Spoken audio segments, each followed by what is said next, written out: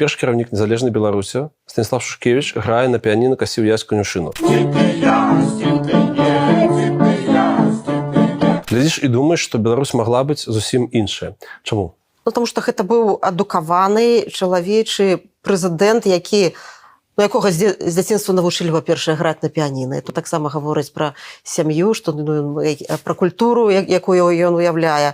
У яго кватэра там 4-пакаёвая, нібы па савецкіх мерках, так яна і нядрэнная, але, канешне, даволі сціплая кватэра, на яку там стаіць у коридоры велатрэнажор, які яму нейкі былы падарыў, калі сюды прыязджаў, нейкі былы дзяржсакратар США. Да? І это столькі гадоў ён працуе, этот трэнажор, не ведаю, ці Шушкевіч на ім ездзіць ці не ездзіць. У яго там свой кабінетик, і там ён сам стол зрабіў сам з дрэва, так, і там ён сам умеў фатаграфаваць і сам умеў апрацоўваць. Ён, дарэчы, цалкам